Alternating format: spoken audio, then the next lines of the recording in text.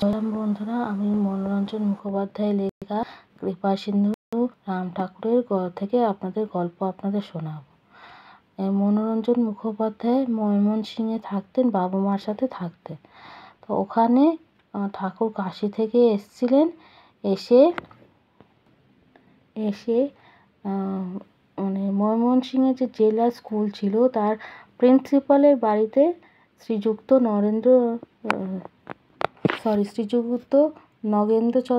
নগেন্দ্র মজুমদারের বাড়িতে এসে উঠেছিলেন। আর ইনি ছিলেন মানে মনোরঞ্জন মুখোপাধ্যায়ের কাজিন, পিস্তুত ভাই, দাদার স্থানীয় কেউ ছিলেন। আর ঠাকুরের সম্বন্ধে উনি জানতে পেরেছিলেন ওনার দিদির থেকে, পিস্তুত দিদির থেকে, যার নাম মঙ্গলা দেবী ছিল। উনি বাল্য বিধবা ছিলেন। ওনার তখন বয়স ছিল 20 বছর। আর উনি ছোটোবেলা থেকে ধর্মপ্রাণা ছিলেন।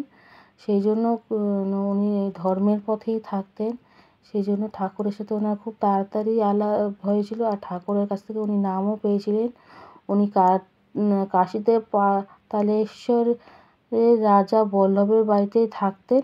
ওখানে উনি বসে সারাদিন জপ তপ করতেন। ঠাকুরের দেওয়া মন্ত্র নাম দিয়ে উনি জপ করতেন সারাদিন। জপ করতে করতে উনি মানে ধীরে ধীরে মানে ধর্মের পথে অনেকটা এগিয়েও গেছিলেন। এমনকি মানে উনি যে ঘরে থাকতেন সেই ঘরে একটা অলৌকিক ব্যাপার চলে এসেছিলো। মানে সবাই একটা অলৌকিক ফিলিং একটা হতো ওনার ঘরে গেলে। তো উনি তখন ঠাকুরের সাথে এই মনোরঞ্জন মুখোপাধ্যায় ও তার বাবা মাকে আলাপ করিয়ে দেন ও ঠাকুরের নামও নেন। উনি ঠাকুরের নামও নেন। তো ঠাকুরের সাথে যখন ওনাদের আলাপ হলো, ওনারা তো খুব ঠাকুরকে দেখে ওনাদের কখনো মনে হয়নি যে মানে উনি একটা কোনো বিশেষ মহাপুরুষ বা বিশিষ্ট একটা কিছু লোক। ওনাকে দেখে খুব সাধারণ, আমাদের মতনই সাধারণ মানুষই মনে হয়েছে, যাদের সাথে খুব ইজিলি মেশা যায়, মনের সব কথা বলা যায়, উনি সব বুঝতেও পারেন। সেই হিসেবে আপনার মনের কথা জেনে সেই হিসেবে তার মানে কী বলা উচিত, কী বিশ্লেষণ দেওয়া উচিত সেরকম দেন, যেরকম একটা আমরা সাধারণ মানুষদের সাথে মিশে থাকি।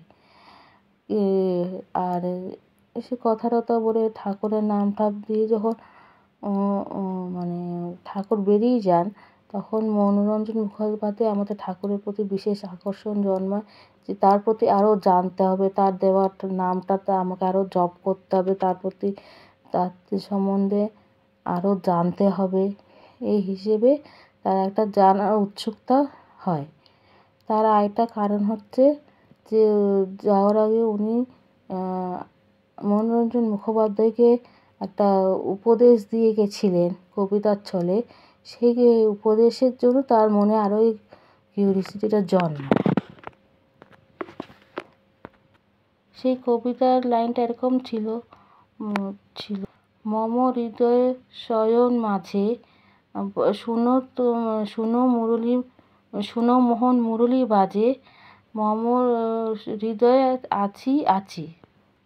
মম অন্তরে থাকি। তো এই উপদেশটা ছড়া হিসেবে ঠাকুর মনোরঞ্জন মুখোপাধ্যায়কে বলেছিলেন। সে তখন থেকে আর কি ঠাকুরের নামটা উনি স্টার্ট করেন, ঠাকুরের নাম জপ করেন। তা আজকের গল্পটা এইটুকুনি। আমি আরেকটা গল্প নিয়ে আবার আপনাদের সাথে দেখা করব।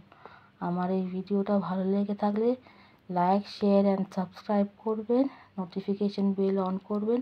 ফেসবুকেও দেখে থাকলে ফেসবুক পেজটা ফলো করে রাখবেন, ওখানেও বেল নোটিফিকেশানটা অন করে রাখবেন।